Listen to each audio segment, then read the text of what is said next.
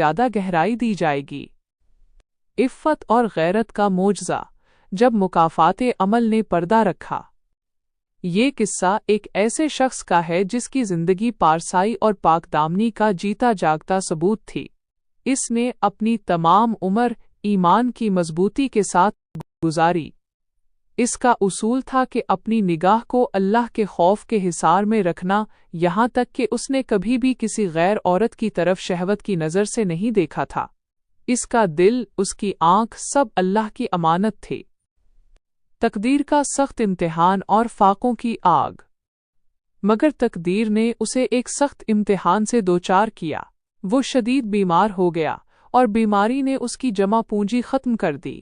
تنگ دستی نے گھر کا دروازہ کھٹکھٹایا اور پھر نوبت یہاں تک پہنچی کہ فاقے اس کے گھر کے مستقل مہمان بن گئے۔ اس کی ایک جوان بیٹی تھی جس کی آنکھوں میں ابھی دنیا کے خواب تھے۔ جب اس بیٹی نے اپنے چھوٹے بہن بھائیوں کو بھوک سے بلکتے، روتے اور سسکتے دیکھا تو اس کا دل ٹکڑے ٹکڑے ہو گیا۔ مجبوری، بھوک اور مامتا کی تڑپ نے اسے ایک ایسے سیاہ راستے کی طرف دھکیل دیا جس کا تصور بھی اس نے کبھی نہیں کیا تھا۔ ایک غلط قدم کی طرف سفر دیا۔ دل میں ایک بوجھل ارادہ کر کے، آنکھوں میں آنسو اور روح میں شرمندگی لیے وہ گھر سے نکلی۔ اس کا ارادہ تھا کہ اپنے جسم کی قیمت پر اپنے معصوم بہن بھائیوں کے لیے کھانے کا سامان فراہم کرے گی۔ یہ ایک جان لیوا فیصلہ تھا، مگر فاقوں کی آگ نے اس کے ہوش چھین لیے تھے۔ پوچھتی پوچھتی وہ اس تاریک علاقے میں جا پہنچی جہاں انسانیت کی سب سے بڑی تذلیل ہوتی ہے۔ وہاں جا کر دل پر پتھر رکھ کر اس نے خود کو لوگوں کی نظروں میں لانے کی کوشش کی تاکہ کوئی اسے اپنے ساتھ لے جائے، مگر عجیب معجزہ ہوا۔ نگاہوں کا بھٹکنا اور حیا کا پردہ۔ لوگ آتے گزر جاتے، مگر کسی ایک شخص نے بھی پلٹ کر اس کی طرف توجہ نہیں دی۔ کوئی بھی آنکھ اس پر نہ ٹھہری۔ لوگ آتے، گویا وہ لڑکی وہاں ہے ہی نہیں۔ یہ ایسا تھا جیسے کوئی غیبی پردہ اس کے اور دنیا کی شہوت بھری نگاہوں کے درمیان حائل ہو گیا ہو۔ وہ لڑکی انتظار میں کھڑی رہی۔ شام اتر آئی، دل مایوسی اور شرمندگی سے ڈوبا ہوا تھا۔ مجبوراً اسے خالی ہاتھ، گناہ کے بوجھ سے بچ کر گھر کی طرف لوٹنا پڑا۔ باپ کا یقین اور مکافات عمل کی صداقت۔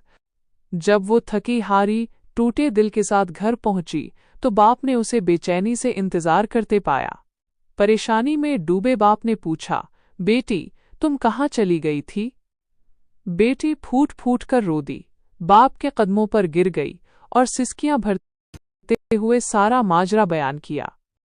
ابو، مجھ سے اپنے بھوک سے بلکتے بھائی بہنوں کی حالت دیکھی نہیں گئی اور میں مجبور ہو کر گناہ کرنے نکل پڑی، مگر کسی ایک شخص نے بھی میری طرف نظر اٹھا کر نہیں دیکھا۔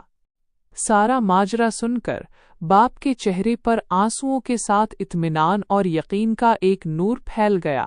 اس نے اپنی بیٹی کے سر پر شفقت سے ہاتھ پھیرا اور پرسکون آواز میں کہا، بیٹا، تیرے باپ نے آج تک کبھی بھی کسی غیر عورت کی طرف شہوت کی نظر سے نہیں دیکھا۔ میں نے اپنا دامن پاک رکھا، تو پھر یہ کیسے ممکن تھا کہ کوئی تیری طرف میلی نگاہ اٹھا کر دیکھے؟ ابدی سبق، جو بوؤ گے وہی کاٹو گے۔ یہ قصہ صرف ایک کہانی نہیں، یہ مکافات عمل کا وہ انمول سبق ہے جو ہمیں دین سکھاتا ہے۔ شریعت اسی لیے سکھاتی ہے کہ اپنی نگاہوں کو قابو میں رکھو، یہاں تک کہ عورت کی چادر پر بھی نظر نہ ڈالو، کیونکہ نظر ہی شہوت کا پہلا بیج ہوتی ہے۔ آج تم بچو گے تو کل تمہاری اولاد محفوظ رہے گی۔